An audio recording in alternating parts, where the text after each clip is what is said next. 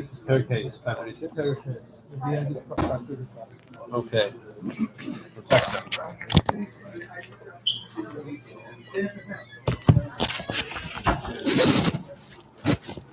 Okay, Hilchos Nidarim. Hilchos Nidarim, Perek Chamishi, Perek Hey, page 536 in the one volume Rambam. Ruvain she'amar Shimon. Ruvain says to Shimon, Hareini yolecha chayrim. Behold, I am chayrim to you. In other words, I am forbidden to you, essentially.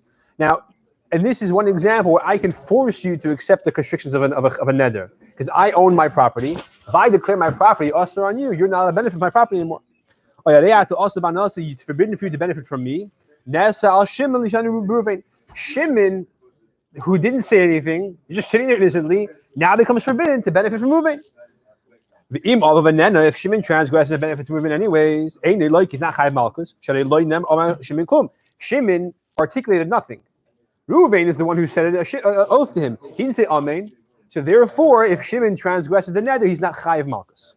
Although it is forbidden for him to benefit from Reuven, or benefit from Reuven's property, since Reuven owns his material, Perek Chamishi. Since Reuven owns his items, he has the right to forbid them, to declare them hektish, for example, which forbids them on everybody. He has the right to forbid them to certain people and declare them mechayrim, lashon of hektish, so to speak, to Shimon. Not only that, in fact, it seems that not only is it a terminology, but it actually seems that it's almost like it's hektish bedek habayis for Shimon. So if Shimon transgresses and uses it, he actually has to bring a carbon me'ilah. That's what it seems from the Rambam says in Hilchos me'ilah. However, Reuven can benefit from Shimon because he didn't tell Shimon, I can't benefit from you. He told him, you can't benefit from me. He didn't forbid himself to benefit from Shimon. It was the reverse. Reuven said to Shimon, listen, Shimon, everything I own is chayrim to you. Now Shimon becomes forbidden to benefit from Reuven's material. But again, if he does so, he's not chayav malchus, although he may be chayav a carbon me'ilah. Base. Amar Shimon, if Reuven says to Shimon, you are chayrim to me. So he's forbidding himself. He's restricting himself. It's forbidden for me to benefit from you. I am forbidden to derive benefit from you. Reuven, who's the one who's saying this, becomes forbidden to benefit from Shimon. Then, if he does benefit from Shimon, like he's chayav malchus, unlike in the previous halacha, because here the guy saying the neder transgresses it. So when he accepts responsibility by saying it, if he violates, he's chayav malchus. He profanes his own words of his own neder. Reuven, but Shimon could benefit from Reuven, because again, Reuven told him, I can't benefit from you. He didn't tell him you can't benefit from me. So we don't say that, don't let either of them benefit from the other, because if you let Shimon benefit from Reuven, then Reuven's going to benefit from Shimon. We don't say that. We don't make that clear. It's only according to the restrictions of the neder. If he says, I am forbidden to you, or rather, you are, sorry. I am forbidden to you and you're forbidden to me, so it's vice versa, it's both ways. Or he always says, you are forbidden to have any benefit from me, and I'm forbidden to you, so he makes it both ways. So again, in that case, both ways it's usher. But again, if one of them breaks the neder, only the person who verbalized it, it's chayav malchus. The person just sitting doing nothing is not chayav malchus. Same thing applies in all similar scenarios. Oh, we'll see. Basically, it means having any kind of monetary benefit or using any of the person's things. But even taking a shortcut through his properties is also benefiting from his property. So that's also considered hana. Gimel. Reuven says to Shimon, you, Shimon, I hereby declare all grapes forbidden to you, or all produce forbidden to you. You, Shimon, you may no longer have any benefit from Chaim Yankel. This is meaningless. I cannot forbid you on things that don't belong to me. I only have the right to restrict my things to you, but I can't restrict you on something else. On the Shimon Amen, unless of course Shimon says Amen. If Shimon says Amen, it's like Shimon then says, I will not benefit from Chaim Yankel. So Reuven says to Shimon, you no longer have the right to benefit from Chaim. And Shimon says Amen. In that case, Shimon accepts the neder. Yitaka cannot benefit from Chaim. As we said, that when a person answers Amen to a neder or a shvu, it's basically the same thing as if he verbalized it himself. Dalet. Sometimes tells his fellow, this loaf of bread which is mine, kikari, with a unit at the end, is forbidden to you. It says kikar or kikari by you. It's a mistake. It's supposed to be kikar. It's a mistake. The beginning of Dalit? This loaf of mine. Yeah, look in the English. It says mine. It's a printing mistake. It's supposed to be at the end. Someone kikari zu asur lecha. This loaf of bread, which is mine, is forbidden to you, and it belongs to the guy taka. Even though the person who says that goes and gives it to that guy as a gift, and now it's not his anymore, it remains forbidden to him. Because since he had the right to forbid it, it belonged to him. And when he transferred it, when he gave it to him, he had no right to do so because he forbade it. And when you give someone something, automatically that becomes part of his asset. You are causing him to benefit from it. So therefore, because at the time that he forbade it, he was able to forbid it on that person, and because the transfer was direct and unauthorized, it remains forbidden. However, if Reuven passes away and Shimon now inherits it because he's, let's say, his great nephew and there's no other Yarshim, or if Reuven gives it to Chaim as a gift, and then after that, let's say Chaim gives it to Shimon. He gave him as a gift before he made the nether or after? He made the nether belong to him. He said, this loaf of bread of mine is forbidden to you, to Shimon. And then he gives it him as a gift. And then he gives it to Chaim as a gift. And the Chaim gives it to Shimon. So Shimon shouldn't be responsible. Because one second. In the case is mutter. So he only said my kikar. By giving it to somebody else, the prohibition falls away. However, the first part of the halacha, when he gave it directly to him, he is chayiv for violating the nether, because at that point the transfer was not allowed. The transfer itself is really a violation of the nether. Meaning he had the right to give it as a gift. Exactly. So who gets the Aveda? Right. No, so it's or if he dies and he inherits it, in that case he didn't give it to him. So it's not sure he transferred it to him. If I care it, the Yerush, the inheritor, takes the place, assumes the position of the bequeather, of the Meirish.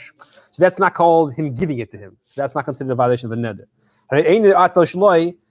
So now it's not him. That's the pshat. In other words, pashtus, right? So when I give you something, now it's mine. I'm here, and you're there. I mean, not physically in space, but conceptually, I'm here, you're there, and I give it to you. When Reuven passes away and Shimon inherits him, nobody gave anything. Reuven stepped aside, and Shimon took his place, and now automatically whatever Reuven had becomes Shimon. So therefore, it's not considered a violation of the nether when he says it's mine and I can't benefit you. I can't. You're not, because he didn't do anything. It just became his automatically. Basically, it's not considered a violation of the nether, and therefore, since he said my kikar is forbidden to you, but now it's no longer his because he's dead, and you can't own things when you're dead. It's Shimon's now, so it's no longer considered kikari. It's a kikar. It's a loaf of bread, not my kikar, because he's passed away. The person passed away. If he tells him Pedus elu asun alecha, if he says this produce is forbidden to you, he doesn't say my produce. This produce. He doesn't say my produce. Even though the guy sold them to somebody else, or he passed away and they were inherited by even a third party, they remain forbidden to him. When a person owns something and he forbids it, which he has the authority to do, on somebody else, he doesn't make the fact that it's his a stipulation of the nether. It is his, which is the reason why he has the right to make such a nether. He doesn't say because it's mine. He doesn't say my produce. He says this produce, which happens to belong to me. This produce is forbidden to you. So even though it leaves his domain, it remains in its forbidden state. But when he died, how come it doesn't come null and void? Because he didn't say that it's my produce. This produce, which happens to be mine. But the one that came out of his mouth, the nether, that person is null and void. He no longer exists. There's a difference. I own it. I have the right to make it usher on you. Null and void? Yeah. So then the best thing is to destroy it. Maybe it's not usher for everybody. Only for this guy. The rest of the world can enjoy. Unless he says my property, or Basi, my house, my produce. Any of these terminologies. Also, that's where we say that it's only forbidden as long as he owns it. Once it leaves his permission, becomes his domain. It becomes permitted. However, in this case, he just says this produce, it remains forbidden forever. In the case where he says my produce, he's saying it's my produce is forbidden to you. He makes the nether depend on the fact that it's his. So therefore, if it's no longer his, it's no longer forbidden. But if he says this produce, it's forbidden for you forever. I have the right to start the prohibition. Now it's mine. Tomorrow it's his. Look at the difference. So once to make it forbidden, it's chazer treif to this guy. It's chazer treif forever. Someone tells his child. You just said before that it's chazer only for this guy, not for everybody else. True, but it's for this guy forever. For this guy forever. Yeah. Other people can. No, sure. I didn't say it's also on everybody. I mean, I could do that too. I could say this. Yeah, I could say this produce of mine is forbidden on everybody in the universe forever. Might as well destroy it because they'll be even available. The Goyim could benefit from it. Huh? Not even keeping the Dorim. Right? Oh, Or animals. No, I can't prohibit. You can't prohibit animal. I mean, I could say I'm not going to allow animals or Goyim to benefit from my produce. I have to have an obligation to make sure it doesn't happen. If they put a gun to my head or they beat me up and take the produce, Bez's not going to prosecute them. They're not Jewish, right? Someone tells his children, you are forbidden to benefit from. He tells his kid, he says, I make a shvua that I'm not going to allow you to benefit from me. If the father passes away, the son has the right to inherit him. Because it's as if he said, my property is forbidden to you. So the father says this produce, and he's speaking. No. Here he said it's as if he said my property, because since he's telling it to the son, so he says you are us to benefit from me. He's essentially saying my property is forbidden to you. Nevertheless, when he passes away, since it's Yerusha, that's the point. Any heir, since it's Yerusha, a Yerusha is not considered. He gave it. There's no active transfer. It's an automatic thing, right? Exactly. So what this now falls away. So it's irrelevant. It's even though it's like he said, my property, still it's permitted to the son. Like we said before, when someone says this thing of mine is forbidden to you, and the guy then dies, the heir is who initially said you can't benefit from it is allowed to benefit from it. 1 second, sorry. In the middle of that. Yeah, I know. Thank you. Yeah, fine, good. Also, if he forbids the benefit of the guy, and he says, this produce of mine has been to you, and he says, whether I'm alive and whether afterwards, he may, in that case, if he dies, he can inherit it from him. In other words, even though he technically speaking inherits it monetarily, he can't do anything with it. It's as if he told him, it's as if he said, this property is forbidden to you. So what I said before, even, I made it, not even, sorry, dafke.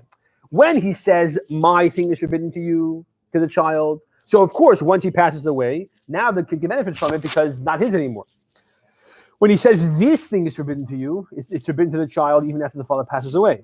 So when he says, this produce is forbidden, whether I'm alive, whether I'm dead, in that case, it's forbidden even though the child, technically speaking, inherits it monetarily, he can't use it. He's not allowed to benefit from it. Right? He's talking about Right. Because remember, when the father says, this bread is forbidden to you, right? It's not the produce, it's the property. It says here in the translation. Whatever it is, but the point is, it's his thing. It's his produce or property, whatever it is. It's his items. What's the value then of the son being the Yodesh? That he assumes the position of the father. The fact is, the father is his father biologically, so he's a Yerush anyways. Why? Because that's what it is. Right. So therefore, since he fills the father's position after the death of the father, right? Yeah. So therefore, now he has a right to do what he wants with the Yerusha. He cannot benefit from it. Mitzad monetary principles, you're correct. But mitzad Hilchos Nidarim, he's forbidden. If I say this hat is forbidden to me, it's my hat. You touch it, you're gone. I still can't benefit from it. Mitzad Hilchos Nidarim. Mitzad Hilchos Nidarim, I can't benefit from it because it's also on me. Monetarily, it's mine. There's a difference. I cannot benefit from it. So here's the same thing. When the father says that this produce, not my produce, this produce, and he says whether he's alive, whether he's dead, is forbidden to you. He makes it us. Remember, when the person owns it, and he says it's us on the person forever, Ruvain owns something and says it's us on Shimon Le'elam Vad, it becomes us for Shimon Le'elam Vad. Even though Ruvain passes away, he gives a gift to somebody else. Once he makes the neder in place when he's alive, it's eternal. If he says my produce, then part of the condition of the neder is that he owns it. Once he gives it away or passes away, it's no longer in place. So Yerusha, we have this case of Yerusha is not absolute. No. When you say Even Kal V'chomer. he's being yoy something he can't make use of. Not only is Yerush, even my own thing, if I say my property is forbidden to me, it belongs to me and nobody else, and still I can't benefit from it. So for sure, if I say it's also my Yerush, you can't benefit from it, even though it's his. Halacha Zayin, also inheritance. Also, if a person says, if a person forbids his son to benefit from him, but he says, if, however, my son's son is a Talmud Chacham, then my son should inherit my property, in other words, and benefit from it. For the purpose of acquiring and bequeathing it to his son, to the grandson. That works. And the son is forbidden to benefit from his father, the grandfather's property, the estate. And his son is permitted in them if he's Talmud Chacham, as we said. Now, the truth is, the grandson was never a subject in the nether, so the grandson, anyways, is not forbidden to benefit from the grandfather's property. It's just that it's not his. So if you touch it, he's a ganef. But the Nidarim, the point over here is that the grandfather has a right to make this tanai, to say that to consent to the son inheriting it is for the purpose of passing it on to his son if he's a Talmud Chacham. This son who is forbidden the Yerusha of the grandfather, if he gives the Yerusha of his father, remember, he can't benefit from it. But who does it belong to? Him. He's the Yerush. So what can he do with it, right? If he gives Yerusha to his father's brother, or to his own children, or anybody else for that matter, that's allowed. Because that's not considered benefiting. This is a bigger chiddush. If he uses the Yerusha to pay up a chayiv, pay up the mortgage on his house, or pays by ksuba, because benefiting from doesn't mean I prevent you from harassing me for money. Benefiting means I get something into my pocket, my bank account. And over here, I'm not doing that. I owe you money from yesterday. I use this to pay you back. So now, instead of me having to convince you to forgive the chayiv, I get you to bug off by giving you the money from that the father gave me. But I'm not considered nana from it. Instead of having to sell my property to pay you back, I keep the property because I paid you already with the money from Yerusha. So that's not called hana and halacha, apparently. It's not direct hana. Exactly. Right. Why he has to have her informed that these things that he's paying up his chayiv with are property that belong to his father, which his father says forbidden to him. A comma. And the reason for that is because if he doesn't do that, then the guy he gives the gift to, or the guy he's giving the money to, feels obligated to reciprocate. When he tells him, listen, I have to tell you the truth, this gift I'm giving you, I can't keep it anyways, the guy won't feel like he has to reciprocate. Therefore, he's not being nana from it. Because in general, a person makes a shavua, he will not benefit from his fellow. Reuven says to Shimon, I am not going to benefit from you. He is allowed to go to the bank and pay Shimon's mortgage. He made a neder that Shimon's not going to benefit from him. Now Shimon's benefiting from him because now his mortgage is paid up. I'm not giving him anything directly. I'm preventing the bank from harassing him. As we said, Halacha test begins an interesting new topic. Someone who becomes forbidden within a certain type of food. He says, I declare meat is also to me. Or someone, let's say he says all meat to me is a carbon. Person says chicken is also to me. Now chicken is cooked in soup. Or it is gets mixed together. He's allowed to eat the permitted things. Exactly. We'll see examples in the next halachas. Also, even though it has taste of the thing which he forbade. Even if he says the species. If he says this particular item, these produce, is forbidden to me. By neder. That gets mixed with other things. And if it has a taste of the forbidden thing, it's also if not, it's mutter. Essentially, you treat it like, for example, a piece of non-kosher meat. So, for example, a person says he swears not to eat meat for the next 30 days, or he swears he's not going to drink wine, or he says wine. That's a shua. A neder would be he says wine and meat is also on me. Again, the species of wine or meat. He's allowed to eat soup or vegetables, cooked with meat or with wine.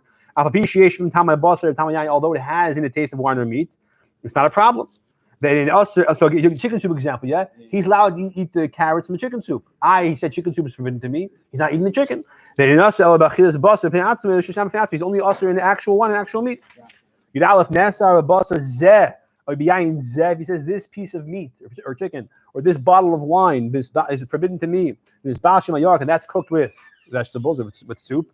No, with vegetables, excuse me. Right, morika soup, yark is vegetables. Im yesh birokas tam bas tam. So then, if the meat or the wine has the taste of the if the vegetables have the taste of the wine or the meat, that's when it's also.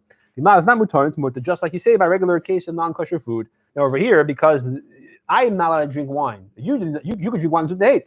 You could taste it. Tell me if there's wine in it, right?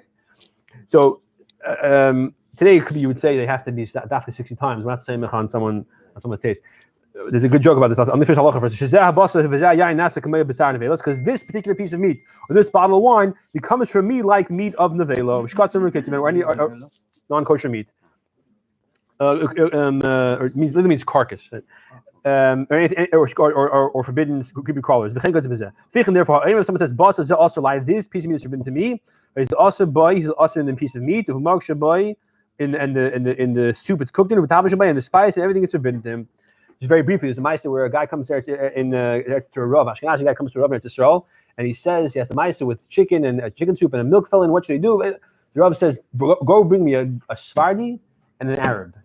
So the Rav comes and he tells the Arab, "Taste the soup," and the Arab tastes it and he says, "Is there milk in the soup?" He says, "No." He says, "The Sephardi guy, taste the soup. Does it taste like milk?" He says, "No." Tells Ashkenazi guy, "Guess isn't the hate." What's pshat? Because according to the mechaber, you can be semech on a goy. According to the Ramah, you have to be semech on a goy. You can rely on a goy to tell you if it tastes. According to the Ramah, it has to be dafka yid. So the Sephardi holds like the mechaber. So once the Arab said there's no milk in the chicken soup, now the Sephardi could taste the soup. Once the Sephardi guy tastes the soup, there's no milk. Now the Ashkenazi guy can yid days. So over here, you can have a yid who's didn't take a neder, taste the soup. See the taste of wine and he'll tell you if it's fine or not fine. Your days. This R of yayin zev shal asked me by yayin acher. The person, this bottle of wine that I said is to me, gets mixed with other wine mixed together. Afilu tiba v'chavis. Even if it's one drop in a whole barrel, nasa kerel, the whole thing is also. Why l'chayr it's bottle? It's one drop to a whole barrel. Yesh loy l'shal nidrei. The person could, technically speaking, ask for hataras taneder. The nasik davish shabbatir. So therefore, the wine is something which, even though it's usher now, in the future will become permitted, right? Chazer never becomes permitted. It's also invalid. This wine will become permitted. There's a principle when you have a dava sheish material, something which is only usher for a certain time frame, and that thing gets mixed with something else of the same species, like wine and wine. The halacha is never bottled. As we said, in the law is machos asuros. So what's the reason for that? Because since I don't need to rely on the concept of bittul, I can eat it directly without relying on bittul if I wait some time. In this case, if I not amount of time, going to the Rav and saying, let's say he said wine is also for 24 hours. After 24 hours, the barrel is mutter, not mitzad bittul, mitzad portion, mitzad the fact of that after 24 hours, the neder is over. Or if I said this bottle of wine is also for me forever, go to the Rav, matter the neder, and bittul is irrelevant. Therefore, in that case, you're not simcha on bittul. You have to not be rely on bittul. Therefore, it's usher until you wait till the isser runs out. Why in that case, if it's one drop of wine and a drop of wine versus a drop of wine of apple juice, it is bottle. So very briefly, there's an opinion in the mission that min b'mina ain't a bottle. We don't pass in that way. So, but we say min b'mina can become bottle. The two things are identical. If it's shishim, now.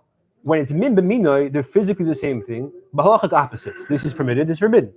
Maybe like two pieces of chicken. Let's say wine. You have wine that's also mitzad orla, and you have a whole kosher barrel, and now a bit got mixed in. So it's min b'minoi. So according to the opinion that says in a bottle, the whole barrel is also forever. We pass in its bottle, the shishim. However, what happens when it's the same species physically and somewhat similar halachically? Because the majority is mutter. What fell in is yesh matirin. It's a shtickle mutter. It will become mutter. So now it's min b'mina, not just physically, but also somewhat halachically. So then we concede to the opinion that says min b'mina any bottle, therefore it's not bottle. We only do that though. You have to have both reasons. It has to be sai min b'mina and sai dava shesh matirin. So that's why. Okay, this is like just a very basic, brief concept of why the principle of yesh matirin only applies to min b'mina. Okay, you gimel. Someone says this produce is a carbon to me. It's us to be like a carbon. Or carbon him it's like a carbon to my mouth. Or you should carbon him alpi. It's a carbon to my on my mouth. Again, of the expression is also bechilufayim He's also, if he takes his produce in exchange of something else, that thing now becomes us to him. It takes the place. And if he plants the produce, whatever grows from it is also. The Ein Tzach Lev Mashkin Hitim needs to say if it's fruits or vegetables, he squeezes the juice is also us. So the lotion of carbon, just like a carbon, yeah. If you exchange a carbon, it's usher. And if you plant a grain of hektish, it's usher forever. So in all these places, it's usher. In all these cases, it's usher forever.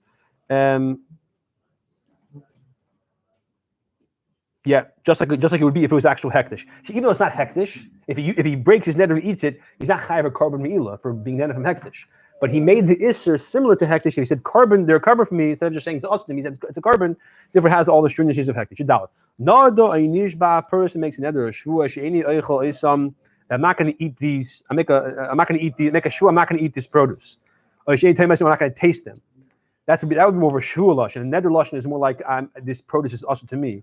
If it was something that the seed rots completely, kishizar, when you plant it, going to like wheat and barley, that the kernel rots completely and then the new stalk grows. But in that case, if he exchanges it or if he plants it and something else grows, it is mutter, because since it rots in the ground, his intention is not to make himself usher forever in the thing. His intention is only to make himself usher in this thing, not in anything else that it changes into. Since its nature is to rot and change when you plant it, therefore that's intention of his neder, and therefore that includes also if it's exchanged in the marketplace. It's also the assumption is that his das, when he made the neder, was only for these things, not for anything else that it changes. Whether it changes by planting and regrowth or through swapping, trading.